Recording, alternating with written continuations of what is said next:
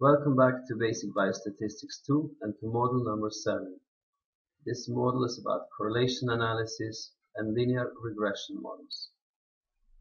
In statistics, we have two sets of tests, whereas one test tries to predict whether there's a difference in the mean value of a continuous variable between two and more groups. The other set of tests try to see how well certain variables can predict an outcome variable. This means to put up a model or set up a model of 3 or 4 variables, for instance, which variables could predict cholesterol of the dwarfs. Correlation analysis, as we're going to talk first, tries to establish whether between two continuous variables there's a statistical significant correlation. For instance, if the age increases, if systolic blood pressure increases, or if education level increases, whether cholesterol decreases. It tells us if the correlation is positive or negative. It gives us an R-square value, which tells us about the completeness of the model, and the p-value of the correlation index. Let's have a look at an example of a correlation analysis by clicking on Analyze, and here, after mixed models, we find Correlate, and we go to BBII. In correlation analysis, we have to know whether the variables follow normal distribution or not. If both variables follow normal distribution, we can use a Pearson correlation, but if one of the two variables does not follow a normal distribution, we need a Spearman correlation test. In this first example, we'd like to see whether there's a correlation between age and the diastolic blood pressure of the dwarfs. We know that both variables follow a normal distribution, therefore we can use Pearson correlation. We select the age of dwarfs, and we select diastolic blood pressure of month 1 of the dwarfs. We check here in correlation coefficient if you have selected Pearson, and luckily, by default, it selects Pearson. We click on OK, and receive the results of the correlation analysis. We see a 2x2 table, with age of the dwarfs in one row, age of the dwarfs in a column, and the second column diastolic blood pressure month number 1. Checking the correlation between age of the dwarfs and the diastolic blood pressure is this cell on the right upper corner. We have a correlation index of minus 0.013, which means there's a negative correlation. If age increases, diastolic blood pressure decreases. Or, if diastolic blood pressure increases, age decreases. Now we would like to know whether the correlation coefficient is statistically significant. The null hypothesis is that the correlation is not statistically significant, or there's no correlation between two variables. In our case, the p-value for the correlation index of minus 0.013 is 0.920, which is more than 0.05. Therefore, there's no correlation between the two variables, and we accept the null hypothesis. Correlation analysis doesn't tell you whether age predicts diastolic blood pressure or whether diastolic blood pressure predicts age. Logically thinking a little bit on mechanism, it's more likely that age predicts diastolic blood pressure than the other way around. In case that one of the two variables does not follow normal distribution, we need Spearman correlation. In order to choose Spearman correlation, we go again to Analyze, Correlate, and Bivariate. We select systolic blood pressure, as we tried to see whether systolic blood pressure and age of the dwarfs have a statistically significant correlation. And we know that systolic blood pressure does not follow a normal distribution. The null hypothesis is that there's no statistically significant correlation between systolic blood pressure of month 1 and the age of dwarfs. Now I have to be careful because we know that it's a not normal distributed variable, and we need the Spearman rank correlation and not Pearson. So we select Spearman, we unselect Pearson, and we click on OK. This will give us the table for the non-parametric correlation. We see that the Spearman correlation, the correlation for age of the dwarfs with systolic blood pressure once a month is 0.143, which means that for an increase in age, systolic blood pressure month 1 increases, or for an increase in systolic blood pressure, the age increases. The p-value of this correlation is 0.274, which means the correlation is not statistically significant, and we conclude, accepting the null hypothesis, that there's no correlation between age and systolic blood pressure in month number 1. This is how we run correlation models, or correlation analysis. Remember that we don't know which of the variables predicts the other one, if age predicts blood pressure or blood pressure age. The next step is, in order to use, if you know that which variables may predict the other one, we can use linear regression models. As an example, we'd like to predict cholesterol based on the height of the participants, because we assume that the higher the participants, maybe the higher the cholesterol, due to a different distribution of body weight. We could use weight as well, or body mass index, but in order to, in these exercises, I'm going to use height. We close the output window, that will not be confused. We go to Analyze, and we look for where we find the regression models. Here in regression, we have linear regression, and this is what we use in this model. We go to regression, we choose linear, and we have a new table open.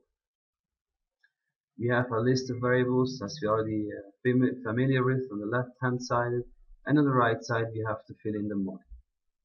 We try to predict cholesterol based on the height of the dwarfs. Thus the cholesterol is the dependent variable. We select cholesterol, we move it into the dependent window, and the independent variable is the height of the dwarfs. So we move height in independent.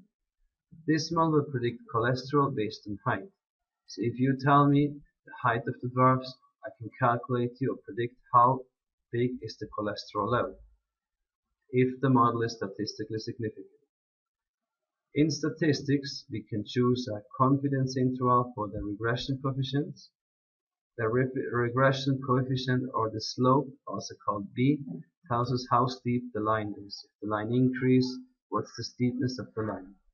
I'm also interested in descriptive statistics, just in case, to get to know more about different variables. We click on Continue, and this is all we have to select in linear regression analysis. Under plots, you could get some graphs done if you're interested, and options. You could have change in stepwise regression models, which we'll use more in the next model. Changes for the f-value of the ANOVA model of the regression analysis. However, in this example or this model, we don't need this, so we click on Cancel. We click on OK, and SPSS gives us some nice tables. The first table is descriptives. Remember, we selected descriptives. It tells us the mean value of cholesterol of the dwarfs. It tells us the mean height of the dwarfs. As you see in meters, they're 1.25 meters. They're rather short, as dwarfs are supposed to be. The SPSS calculates the automatic correlation analysis between cholesterol and the height of the dwarfs. You would see actually there's a correlation index of 0.271 between height and cholesterol, which is a positive correlation. This indicates us that basically the higher the dwarfs, the higher the cholesterol. And it gives us basically a one-tailed p-value of the height of the dwarfs for the correlation index, which will be 0.018. It gives you a one-tailed p-value because we're just interested in how much one variable predicts the other. How much height predicts cholesterol, and not how much cholesterol predicts height. The third table gives us which variables include in the model. We have one variable include, which is the height of the dwarfs in meters. The fourth table gives us a model summary. The model summary gives us an R-square value and an adjusted R-square value. Consider the adjusted R-square value because it's a little bit more precise. The R-square value tells us how complete the model is, or how much the independent variable height explains the changes in cholesterol. In our case, 0.057 is more or less 5.7%, so 6%. So we know that the height explains 6% of the variation in cholesterol. The other 94% are due to other factors: nutrition, physical activity, gender, age, and other factors. The next table, the ANOVA table, tells us how efficient the model is. The higher the F value in the ANOVA model, the more efficient a model is. It also tells us if you have a statistical significant model. The p-value is 0.05, we reject the null hypothesis, and we know we have a statistically significant linear regression model. How to compare or improve adjusted R-square values or F values, we're going to discuss in the next module when we talk about multiple linear regression analysis. The last table is the table of the linear regression model. We have a column called B. B is the slope of the linear regression line, which means the steepness of the line. This is what we're interested in. There's a slope for the constant, which is basically 1.847. As we remember, the definition of the line is the outcome variable is equals to a, so the constant, plus the slope times x. The constant is basically a, and the slope for the height of bars is 3.1. Thus, the full equation of the model will be that the outcome variable, which is cholesterol, equals to 1.847 plus 3.1 times the height of the dwarfs. Let's have a look at this slope of the height of dwarfs, or the steepness, is statistically significant. We get a t-value, and for the t-value, the program calculates your p-value. The p-value is 0.036, which means that the slope is statistically significant. We have the lower and the higher confidence interval of the slope, which means that the steepness is at least 0.205 times height, or even up to 5.994 times the height. But in average, it's 3.1 times. We conclude we have a statistical significant linear regression model. Height predicts cholesterol. The predictor is statistically significant with a p-value of 0.036, and the slope or the steepness is 3.1. Thus, we can conclude to Santa Claus that the higher the dwarfs are, the higher the level of cholesterol. Luckily for us, the dwarfs are not very tall, so we don't have problems with very tall dwarfs having a high level of cholesterol.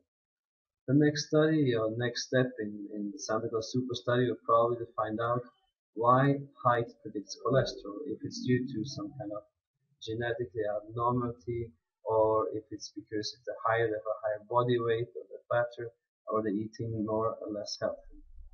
This will be subjects of some previous or next studies.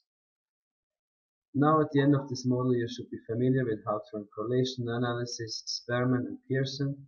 You should know how to run linear regression models and how to interpret the results of the SPS output file.